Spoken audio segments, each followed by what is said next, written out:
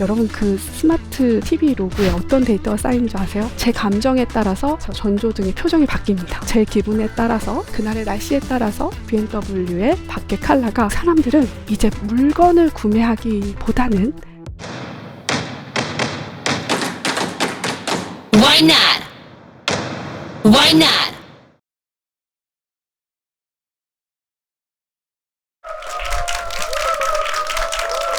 안녕하세요. 반갑습니다. 한양대학교의 경영대학에서 근무하고 있는 차경지입니다. 이상하죠? 제가 경영대에 있는 게, 저는 데이터를 하고 AI를 하는데 경영대에서 합니다.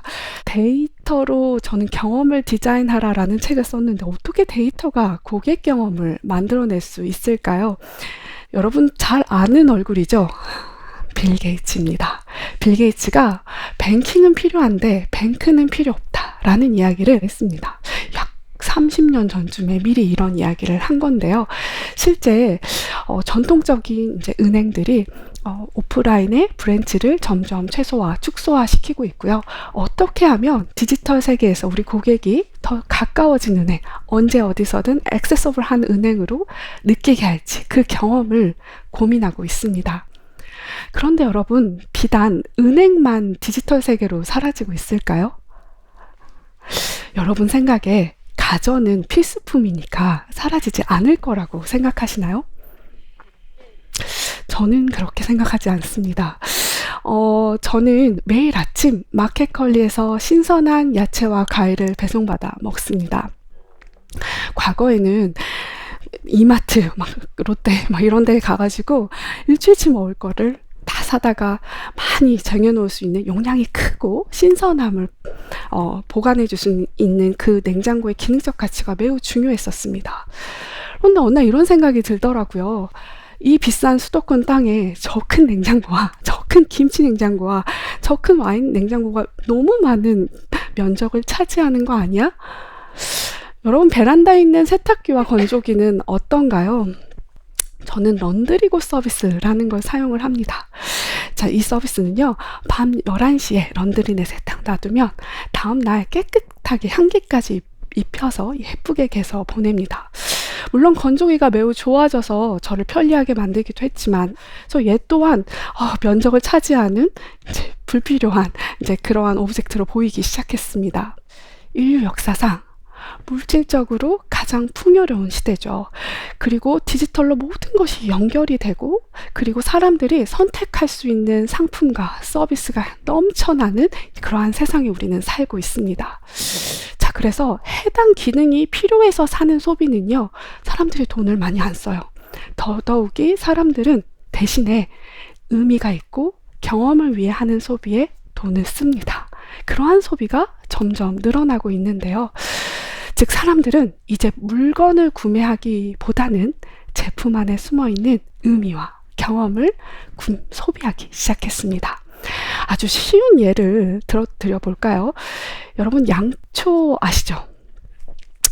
자, 양초는 원래 기능적 가치가 무엇이죠? 네, 불을 밝히는 용도입니다. 그런데 그 양초가 전기의 시대가 오면서 점점 중요해지지 않기 시작했습니다. 사람들은 양초를 찾지 않기 시작하고 양초의 가격은 더 떨어졌죠. 그런데 여기 양초에 전에 없었던 새로운 가치를 디자인해서 성공한 회사가 있습니다. 바로 지금 화면에 보이신 양키 캔들입니다. 향기와 분위기라는 전에 없었던 새로운 고객의 가치를, 그러한 의미를 디자인해낸 그러한 사례인데요. 저도 지난 크리스마스 때 우리 가족들과 메모러블한 크리스마스 데이를 보내고 싶어서 양키 캔들샵에 갔었습니다. 근데 저 사이즈, 지금 화면에 보이시는 저 사이즈 양초가 얼마인지 아세요? 5만 원이 넘습니다. 놀랍죠? 제가 불을 밝히기 위한 양초의 기능적 가치를 위해서는 그 돈을 절대 지불할 수가 없습니다. 10,000원도 아깝습니다. 몇천 원도 아깝죠. 하지만 우리 가족에게 잊지 못할 크리스마스를 그러한 그에 어울리는 향기와 분위기를 줄 거라는 그 경험적 가치를 저는 5만 원이 넘는 돈을 주고 소비한 것입니다. 제가 이번 CES에서 기업들이 제품과 서비스에 어떤 의미와 경험적 가치를 디자인해내고 있는지 이런 관점에서 좀 살펴봤고요. 그리고 어떤 데이터의 연결과 AI 기술로 이 경험들을 더 깊어지게 하고 있는지 이러한 관점으로 이제 제가 봤던 것들을 나눠볼 수 있으면 좋겠습니다. 이제 기업들은 제품의 기능 스펙이나 품질을 어필하기보다는 제품에서 어떤 새로운 경험을 느낄 수 있는지, 더 나아가 디지털 세계와 어떻게 연결된 경험을 줄 수 있는지 이거에 집중하고 있더라고요. 과거의 CES는 안 그랬어요. 과거의 CES는 제품을 그냥 전시하는, 그럼 백화점에서 보지 하고 싶을 정도로 제품을 전시하는 곳이었다면 지금 제가 보기엔 그 안에 담고 있는 의미와 경험, 바로 그 경험이 끌려서 사게 만드는 이제 이러한 것들을 고민하고 있습니다. 그 첫 번째 보여드리고 싶은 사례가 LG전자의 몬스터 슈즈입니다. 잠깐 여기 사진을 한번 보실까요? 처음 보실 거예요. 이번 CES에서 공개되었거든요. 이건 LG전자의 슈케이스인데요. 안에 있는 홀로그램은 LG전자에서 에어드랍할 NFT 신발입니다. 이 NFT 슈즈는 LG synQ라는 플랫폼에 담겨서 같이 감상하거나 또는 AR로 제 발을 이렇게 들면 이 NFT 슈즈가 제 발에 신겨서 이제 볼 수도 있고요. 또 이 신발은 제페토에서 내 아바타가 이제 신을 수도 있고, 심지어 오픈시라는 이제 그런 플랫폼에서 이 신발을 비싸게 거래할 수도 있습니다. 즉 가전 회사거든요, LG전자는. 그런데 이제 온오프를 넘나드는 아주 피지컬한 경험을 파는 거라고 할 수 있지요. 그래서 신발을 잘 관리해주는 이제 슈케이스 제품 자체를 파는 것이 아니라 더 나아가서는 내가 소유하고 있는 디지털 세계 NFT 신발을 내가 현실 세계에서 매우 아끼는 신발과 함께 synQ라는 플랫폼에서 전시해 놓고 함께 즐길 수 있는 이제 그렇게 이제 변신을 한 거라고 할 수 있습니다. 이렇게 오프와 온라인을 넘나드는 경험. 그래서 우리 디지털 세대는 슈케이스의 스펙, 뭐 이런 기능 이런 걸 보고 이 슈케이스를 살지 말지를 결정하는 게 아니에요. 여러분 혹시 피지털이라는 이야기 들어보셨나요? 이건 뭐냐면 피지컬 플러스 디지털입니다. 그래서 이런 피지털한 색다른 경험에 끌려서 이 제품을 사게 될 거라는 것이죠. 자, 그와 또 비슷한 사례가 있었는데요. 바로 소니입니다. 소니가 이번 CES에서 보여준 메타버스 스포츠 팬 경험이었는데요. 소니는 현실 세계와 가상 세계를 연결해서 아주 생동감 넘치는 라이브 경험을 보여주고 있었습니다. 이들은 이거를 가상 팬 인게이지먼트 기술이라고 하더라고요. 즉 물리적인 공간과 가상 공간의 통합으로 전 세계 수백만 명의 팬들이 서로 연결되는 거죠. 그래서 스포츠 팬의 커뮤니티를 만들어내는 경험이었습니다. 제가 소니의 부스를 방문했었을 때 맨체스터 시티 FC 홈구장인 그 에티하드 스테디움이었죠. 이거를 가상 공간으로 재현해서 메타버스 컨텐츠를 체험할 수 있었는데요. 제가 막 움직이니까 이 홈구장에 제가 나타나고 약간 딜레이는 있었어요. 한 30초 정도. 네, 저의 아바타가 그 축구 선수들과 함께 인터랙션 할 수 있게끔 하는 이제 그러한 장면들이 와, 이제 맨체스터 FC 팬들이 스마트폰에서 자신만의 아바타를 만들어내서 팀에 대한 감정과 열정을 메타버스에서 표현하는 이러한 장면들이 많이 인상적으로 보였습니다. 즉 앞으로 소니의 TV가 됐든 소니의 제품을 사는 사람들은 그냥 그저 이 화질이 좋아서 뭐 또는 인치가 커서 사는 게 아니라 내가 이 소니의 디스플레이를 사면, 이 소니의 이 디바이스를 사면 내가 맨체스터의 팬들을 만날 수 있고 더 깊은 경험을 할 수 있고 이 팬의 커뮤니티에 더 들어갈 수 있어 라는 새로운 그 디지털 경험에 끌려서 사게 된다는 것이죠. 자, 그러면 다음으로 한번 넘어가 볼게요. 바로 이번에는 물리적인 경험입니다. 바로 아까 말씀드렸던 피지털한 선명한 경험이라고 할 수 있는데요.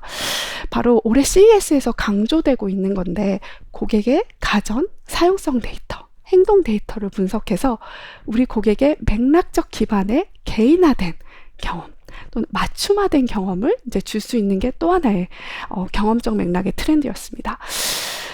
예를 들면 내 라이프 맥락에 따라 변하는 업가전이 있었는데요. 혹시 들어보신 적 있으신가요? 한국에서 많이 이제 홍보를 했었던 것 같은데, 개인 맞춤형으로 가전기기가 스스로 알아서 업데이트를 하는 거죠. 예를 들면 우리 집에 새로운 강아지가 와요. 그러면 이제 가족 구성원에 저희가 싱큐 앱에서 그 반려동물을 추가할 수가 있거든요. 이렇게 추가하는 순간 의료기기의 코스의 탈취 기능이 그 펫가전으로 추가되고, 또 냉장고에 조명을 밝게 해주고, 아니면 동선이나 건조기에 펫하고 관련된 살균이나 우리 강아지 또 옷을 입잖아요. 이것도 빨 수 있는 기능들이 추가되는 거죠. 즉 원래 신혼 가전이었던 가전 세트가 갑자기 펫 가전으로 업그레이드가 되는 것이 바로 업가전의 개념입니다. TV의 경우는 어떨까요? 제가 얼마 전 저희 한양대 연구팀에서 그 전자회사랑 했던 프로젝트도 바로 스마트 TV 로그에 쌓이고 있는 데이터를 가지고 어떻게 하면 초개인화된 경험을 설계할 수 있을까, 이런 프로젝트를 했었는데요. 여러분, 그 스마트 TV 로그에 어떤 데이터가 쌓이는 줄 아세요? 여러분이 언제 TV를 끄고 켜는지, 플러스 여러분이 어떤 컨텐츠를 보는 것까지 알 수가 있습니다. 그래서 우리가 고객을 이렇게 클러스터링이라는 기술로 이렇게 나눠보고 있는데, 예를 들면 이런 게 가능합니다. 아침형 인간인데 이 집에는 미국 주식을 하는 사람들이 있구나. 여기에는 유치원생이 살고 있겠구나. 이런 것들이 다 보입니다. 그렇게 되면 이제 그 사람에 따라서 월요일 아침 TV를 켜면 그 사람에게 맞는 컨텐츠와 메시지와 이제 가전에 관련된 옵션들을 줄 수가 있겠죠. 여러분, 요즘 디지털 세대들은 TV를 살까요? TV가 필요 없는 우리 디지털 세대들에게 새로운 디스플레이 경험 설계를 하기 위해서 현재 가전회사들이 TV에 카메라를 달지 말지를 고민하고 있습니다. 사실 그 안에 들어가는 카메라의 스펙보다 더 중요한 것은 그 카메라로 어떤 초개인화된 경험을 줄 것인가, 이게 제일 중요하거든요. 그래서 제 연구실에는 큰 디스플레이가 있습니다. 85인치짜리. 거기에 카메라를 설치해서 실험해보고 있는 건 공부가 더 잘 되는 경험, 온라인 강의, 회의가 더 잘 되게 하는 그런 경험 설계들을 실험해보고 있습니다. 또 저희 집에 있는, 지금 이 순간 저희 집에 있는 디스플레이에도 카메라가 있는데요. 저희가 그때 당시에 고객들을 조사했었더니 고객들이 TV를 안 사는 이유가 자녀를 위해서 포기하더라고요. 포기하셨나요? 그래서 이 카메라는 실제로 앞에 앉은 아이를 디텍션합니다. 그래서 이 아이가 4세에서 7세 사이인지 초등학생인지 이거에 따라서 이에 맞는 컨텐츠의 옵션을 주고, 아이가 가까이 오면 원래 엄마가 뒤로 안 가? 라고 해야 되는데 그게 아니라 얘가 좋아하는 피카츄가 나와서 뒤로 가지 않을래? 라고 부드럽게 이야기해 줍니다. 너무 많이 보면 우리 또 내일 만나자 라고 말해줍니다. 즉 아이와 엄마와의 관계를 더 깊게 더 행복하게 만드는 이제 이러한 것들도 가능해지게 된 거죠. 그리고 저희 아버님 집에도 큰 디스플레이에 카메라를 달았는데요. 이 카메라가 주는 경험은 외롭지 않게 하는 경험입니다. 혼자 되셨어요. 그래서 TV가 유일한 친구거든요. 그래서 아침에 일어나면 이 카메라는 아버님한테 이렇게 이야기할 것입니다. 아버님 좋아하는 서른도 가수가 지금 KBS에서 나왔는데 틀어드릴까요? 아버님, 지금 이 시간쯤에 그 둘째 손주가 유치원에서 도착할 시간인데 화상 연결해 드릴까요? 아버님, 지금 식사할 시간이 됐는데 너무 식사를 안 하고 계시는데 뭘 주문해 드릴까요? 이 디스플레이는 단순한 TV가 아닙니다. 아버님을 외롭지 않게 하는 경험을 주기 때문에 며느리인 차경진은 그게 얼마가 되더라도 중요한 의미적 가치를 가지고 있기 때문에 그 경험을 살 것이라는 것이죠. 즉, 저 차경진이라는 고객 안에는 하나의 시장만 있는 게 아닙니다.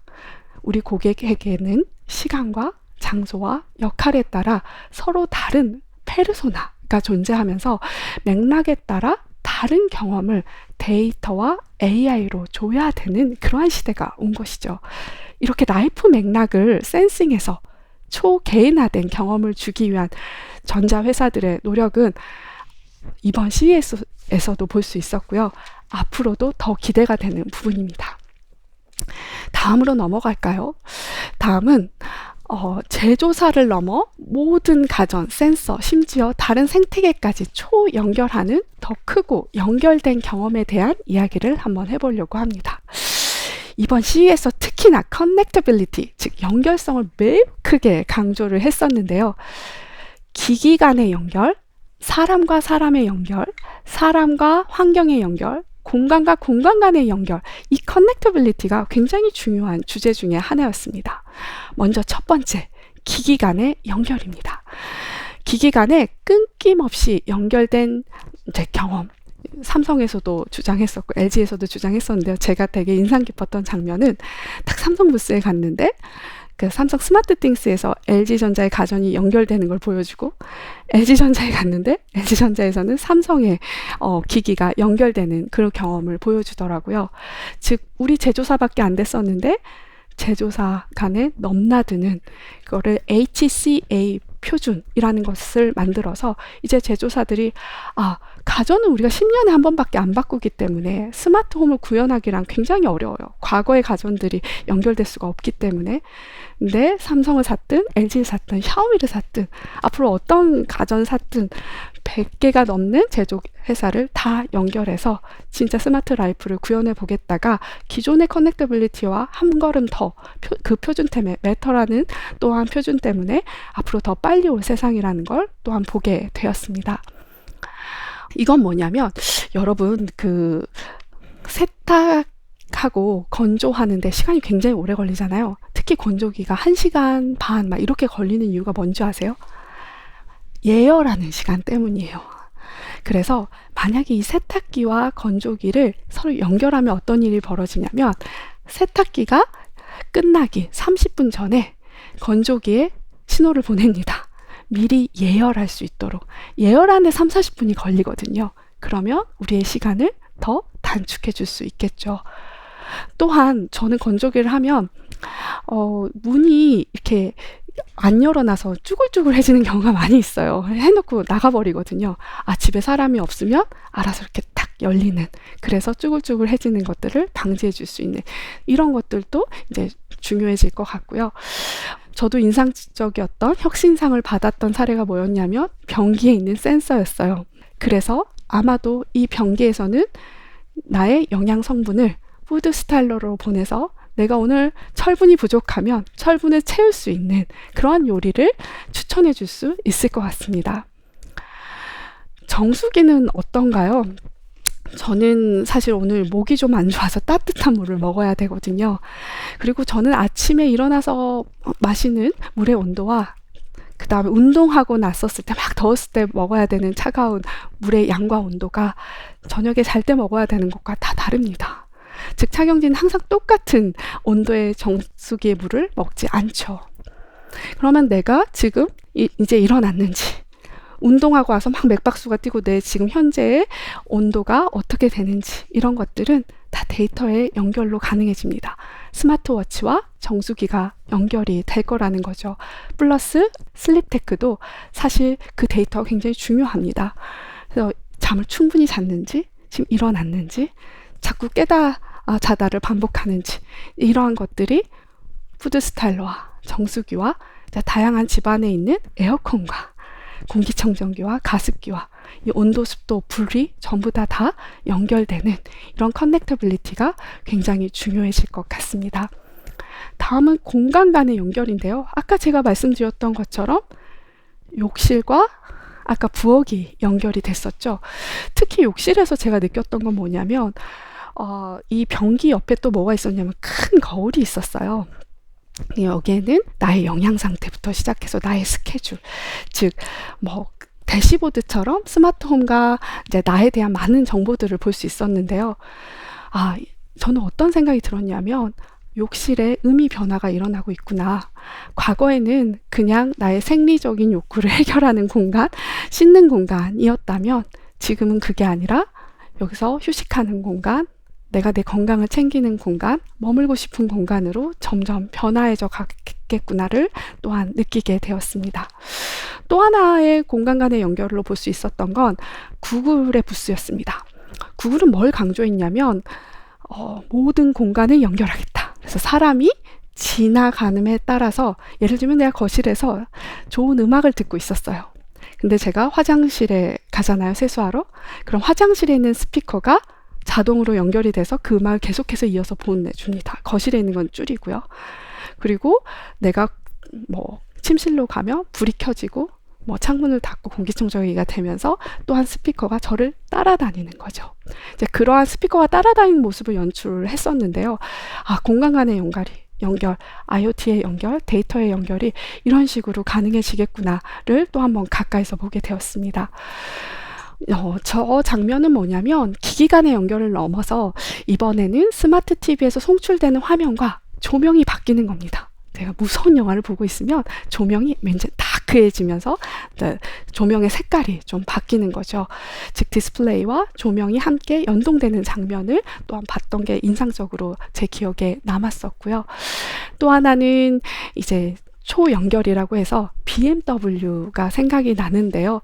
사람과 공간 간의 연결이었습니다. 예를 들면 저의 감정 상태의 데이터가 BMW에 들어가면 제 감정에 따라서 지금 앞에 보이시는 저 전조등의 표정이 바뀝니다.